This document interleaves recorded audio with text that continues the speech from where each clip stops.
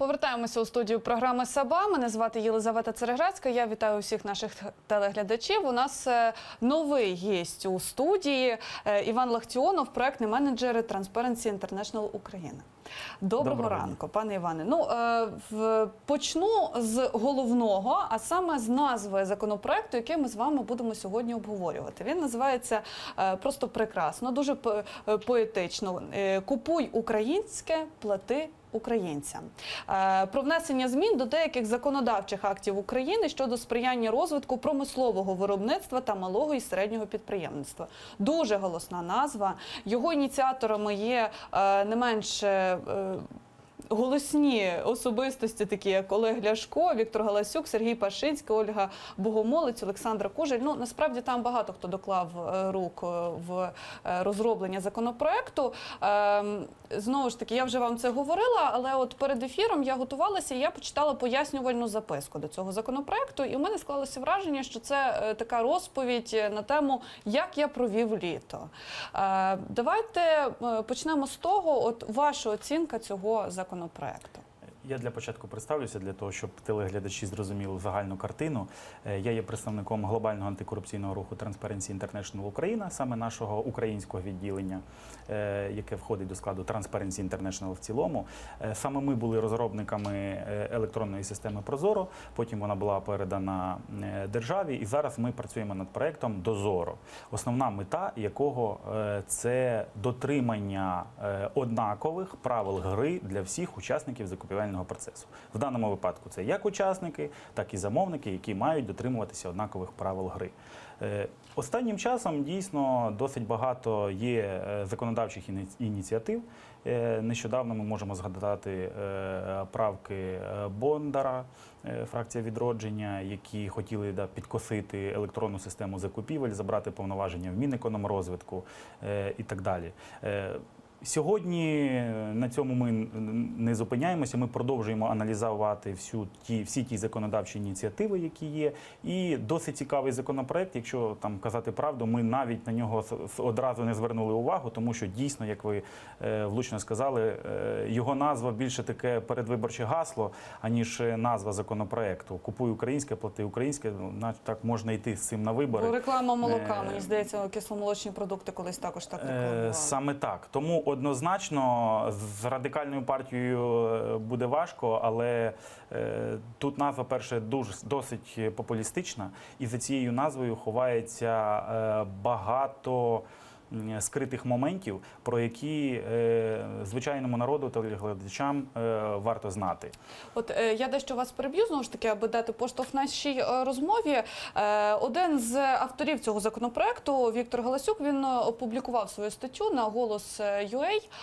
І от я її навіть зараз зацитую, аби пояснити телеглядачам, власне, про що йдеться. Принаймні, як законодавець аргументує створення цього законопроекту. Ідея дуже проста. При виробництві продукції платиш зарплату українцям, використовуєш українську сировину, матеріали, компоненти, енергію, фінанси, отримує цінову перевагу до 20-30% при державних закупівлях. Тобто, звучить насправді все прекрасно.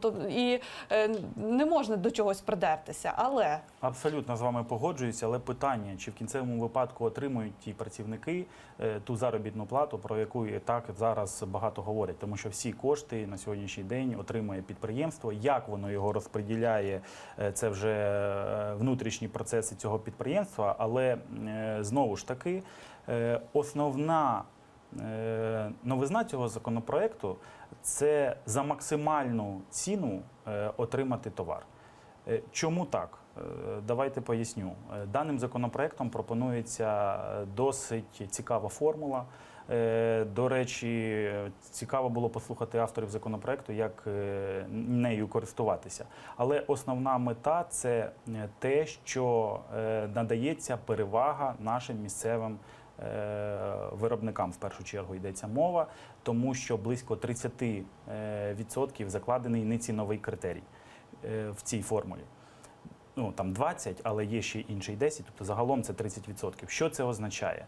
Це означає, що якщо на тендер приходить два учасника, один з яких український, який пропонує, наприклад, 999 мільйонів гривень за товар, і приходить іноземний, який пропонує на близько 43% меншу ціну, наприклад, 700 мільйонів гривень, то в кінцевому випадку все одно виграє український з ціною на 40% дорожчою. Тобто в кінцевому випадку держава все одно буде переплачувати. І тут питання, а чи хтось про це каже, да?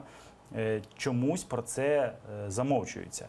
Знову-таки не менш важливий питання з цього приводу – це те, що на сьогоднішній день ми прагнемо до Європейського Союзу, ми декларуємо, що ми європейська держава, але питання, чи дотримуємося ми тих принципів, яких сповідує європейська спільнота. І тут однозначно є протиріччя. Ми неодноразово казали, і представник Мінекономрозвитку Максим Нефьодов, який був присутній на комітеті, який, до речі, рекомендував до голосування в Верховній Раді в першій читанні в цілому цей законопроект, це все було ігноровано. Чому? У нас є угода про державні закупівлі, до якої доєдналося 46 країн. Там чітко написано в декількох пунктах. По-перше, в преамбулі про те, що не можна давати преференцію місцевому виробнику. І є така навіть стаття, яка називається «Недискримінація», в якій написано, що сторони цієї угоди, тобто 46 країн, мають забезпечити рівні права для учасників як вітчизняних, так і учасників іноземних. В даному випадку йдеться про пряме порушення цієї угоди. Тому ми закликали вже Європейський Союз для того, що потрібно терміново відреагувати на даний законопроект, для того, щоб не допустити того, що він дійде до Верховної Ради і врешті-решт буде проголосований. Тому в кінцевому випадку і депутати мають знати, і телеглядачі про ті ризики, які несе законопроект. В кінцевому випадку ми будемо отримувати гіршу якість за найвищу ціну. Ось що несе цей законопроект для звичайного громадянина, а не цікаві якісь там популістичні гасла і так далі. Досить цікавим є дійсно формула, за якою це все діло обраховується, тому що основний критерій в даній формулі, по-перше, на виробника. І тут питання. Пояснювальні записки, про які ви згадали, йдеться про захист малого та середнього бізнесу. На моє особисте переконання, мова йде про великі підприємства, і мені не зрозуміло, чому автори законопроекту одразу про це не говорять, про які підприємства, про які сфери йдеться мова. Тому що виглядає, що автори законопроекту щось не договорюють, тому що ми зараз лише можемо здогадуватися, про які підприємства йде мова. Але в цілому формула досить складна. Що несе для сфери публічних закупівель ця формула? На сьогоднішній день публічним закупівлям бізнес почав довіряти. І ми доклали до цього колосальні можливості з позиції Transparency International Україна для того, щоб це було простіше, для того, щоб це було зручніше, і ми не зупиняємося на цьому. На сьогоднішній день ці правки будуть змушувати учасників готувати десятки документів, в які досить складно буде перевірити в їхній достовірності.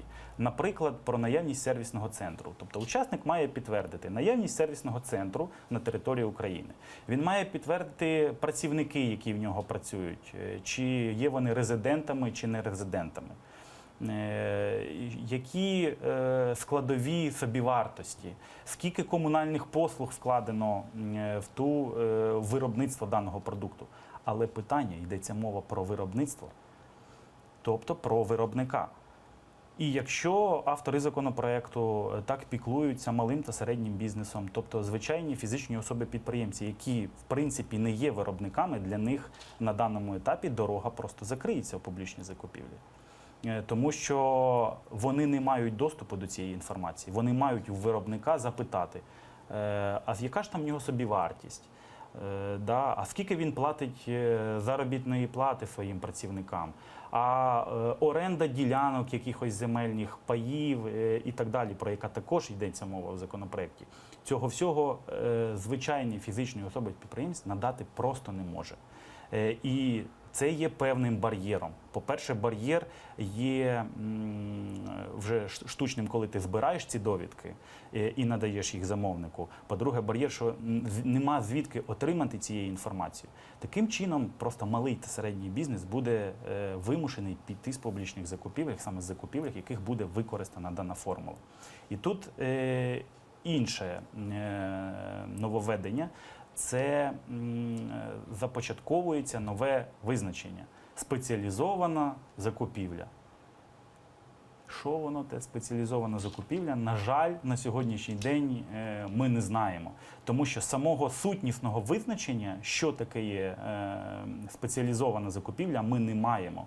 У нас є лише визначення, що неспеціалізована закупівля – це закупівля, предмети закупівлі, які визначені постановою Кабінету міністрів.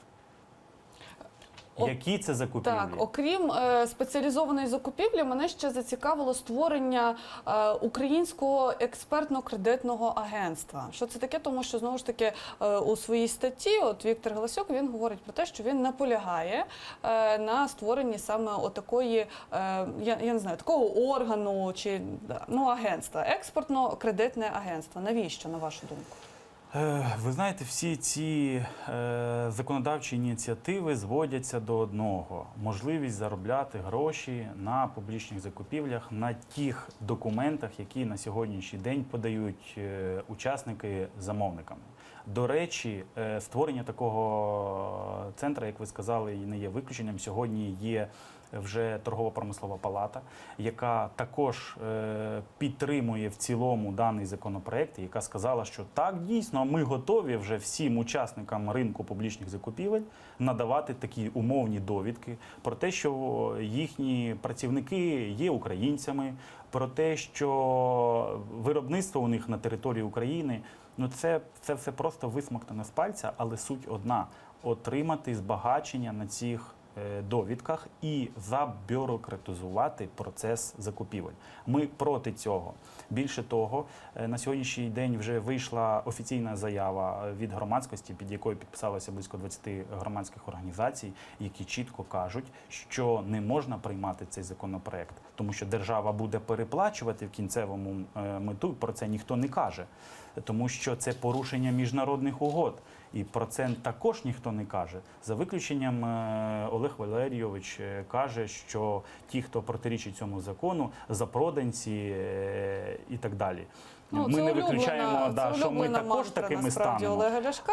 Але от і знову ж таки, якщо говорити вже про міжнародні норми, ви частково це згадали, але знову ж таки, читаючи пояснювальну записку, я там зустріла дуже багато посилань насправді на міжнародні акти. Вони там цитуються, це гарно, там з гіперпосиланнями можна перейти.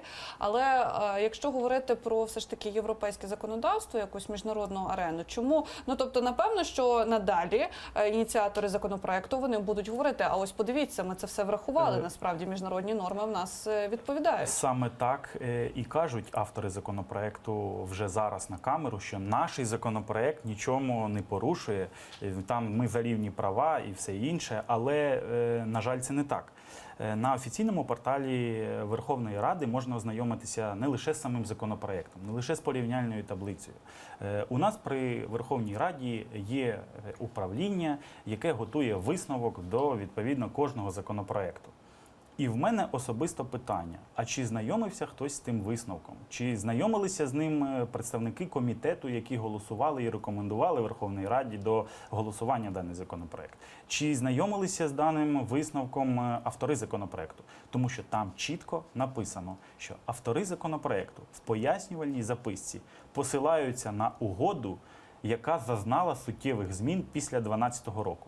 Тобто вони просто чомусь забули або через незнання послалися не на ту норму, яка зараз вже не діє.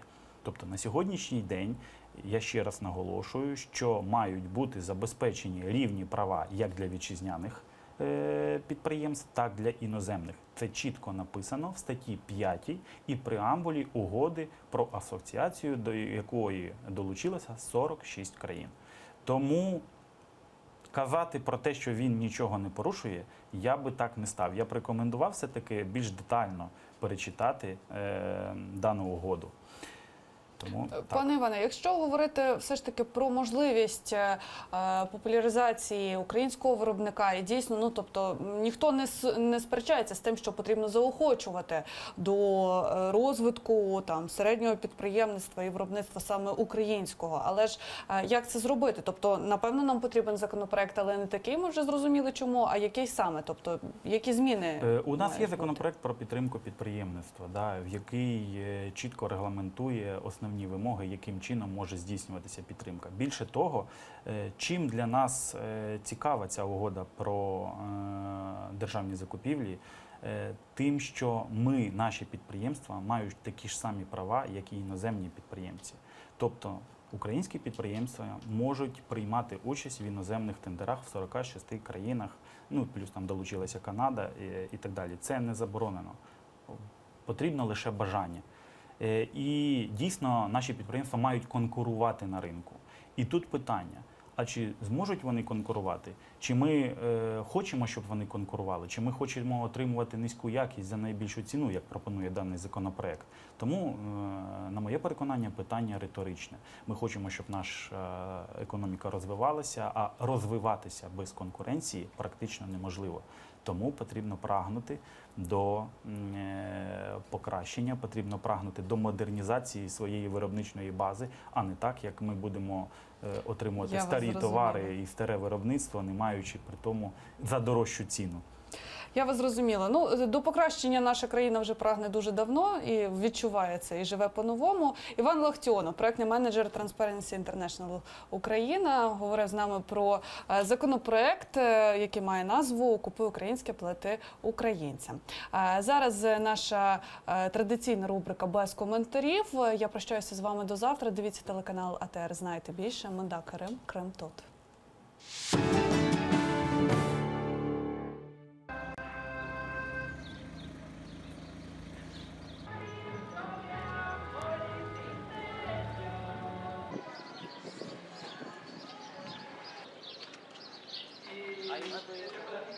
Luis Torres, Remigio Jiménez, Héctor Cardoso, todo el mundo. Vivo la unidad del Espíritu Santo.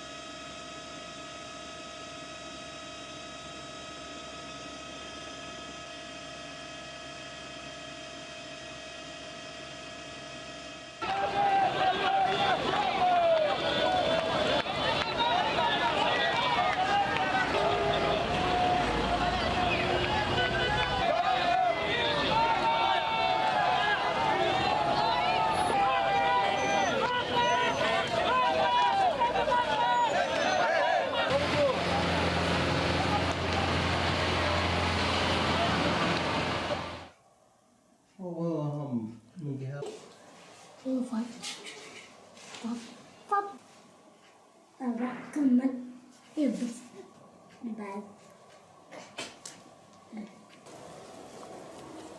عمو فين عمو؟